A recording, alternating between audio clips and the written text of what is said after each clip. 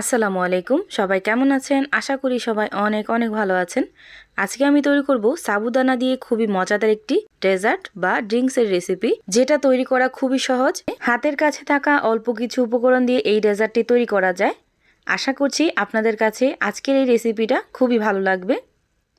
এখন কথা না বাড়িয়ে দেখে নেই আমি কিভাবে মজাদার এই সাবুদানা দিয়ে এই ডেজার্টটি তৈরি করলাম। প্রথমে একটা ফ্রাই প্যানে আমি 1 কেজি পরিমাণ লিকুইড দুধ নিয়ে নিছি। আর এই দুধটাকে আমি জাল করে অর্ধেকটা করে নেব। এই দুধটা যদি পাতলা হয় এক্ষেত্রে আপনারা এখানে 1 কাপ পরিমাণ গুঁড়া দুধ ব্যবহার করবেন। যেহেতু এই দুধটা অনেকটাই ঘন, এই জন্য এখানে কোনো রকম গুঁড়া দুধ আমি ব্যবহার করলাম না। অবশ্যই দুধটাকে খুব ভালো করে জাল করে ঘন করে নিতে হবে এই ডেজার্টটা তৈরি করার জন্য।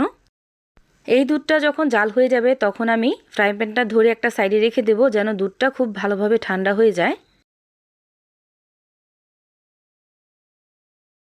এদিকে আমি একটা ডাব নিয়ে নিছি, আর এই ডাবের পানি দিয়ে আজকে আমি জেলো পুডিংটা তৈরি করব এই ডেজার্টের জন্য। এখন ডাব থেকে আমি পানিটা বের করে নেব।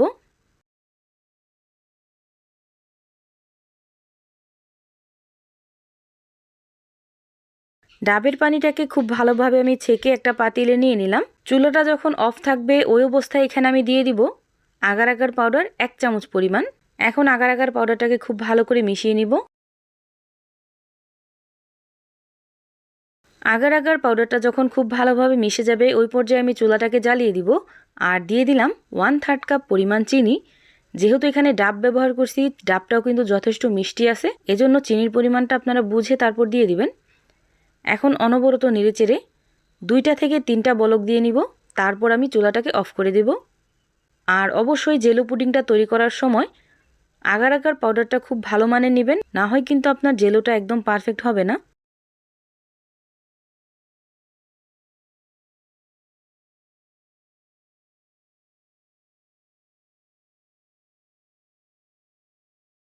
আর এই তো দেখতেই পাচ্ছেন 2 থেকে 3টা খুব ভালোভাবে বলক দিয়ে নিছি। এখন আমি চুলাটাকে অফ করে দেব আর একটা পাত্রে এই জেলোগুলো সেট করার জন্য রেখে দেব। এটা কিন্তু ফ্রিজে রাখতে হবে না, জাস্ট যখনই ঠান্ডা হবে তখন দেখবেন জেলোটা খুব ভালোভাবে সেট হয়ে গেছে। এদিকে একটা হাঁড়িতে আমি দিয়ে দিছি 1 কাপ পরিমাণ পানি, 1/3 কাপ পরিমাণ দিয়ে দিলাম সাবুদানা। এখন খুব ভালোভাবে এই সাবুদানাটাকে রান্না করে নিতে হবে।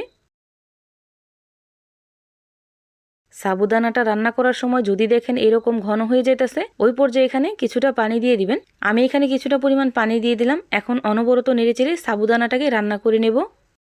আর এই তো দেখতেই পাচ্ছেন সাবুদানাটা কিন্তু খুব ভালোভাবে রান্না হয়ে গেছে। এখন এই সাবুদানাগুলোকে আমি একটা স্ট্রেনারের সাহায্যে ঝরা দিয়ে রেখে দেব, আর ঝরা দিয়ে খুব ভালোভাবে ধুয়ে নিতে হবে।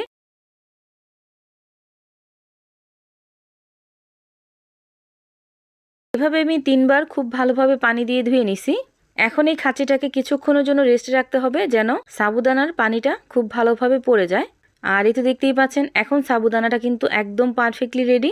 এখন আমি ডেজার্টটা বানাতে চলে যাব। এদিকে একটা বাটিতে আমি জাল করে ঘন করে রাখা লিকুইড দুধটা নিয়ে নিলাম। এখানে আমি 1 কাপ পরিমাণ লিকুইড দুধ নিয়ে নিছি, বাকিটা আমি পরবর্তীতে আবার বানাবো। এখানে আমি 1 কাপ ঘন লিকুইড দুধ ব্যবহার করলাম। দিয়ে দিলাম 1 চা চামচ পরিমাণ ইসুপগুলের ভুসি। আপনারা চাইলে এটা স্কিপ করতে পারেন। ইসুপগুলের ভুসিটা দিয়ে খুব ভালো করে মিশিয়ে নিতে হবে।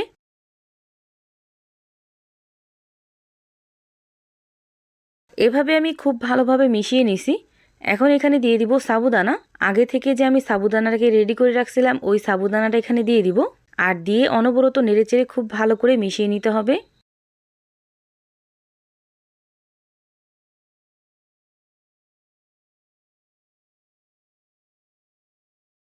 এই পর্যায়ে এসে আমি 2 চা চামচ পরিমাণ চিনি দিয়ে দিলাম। এখন একটা হ্যান্ড উইক্সের সাহায্যে খুব ভালো করে মিশিয়ে নিব।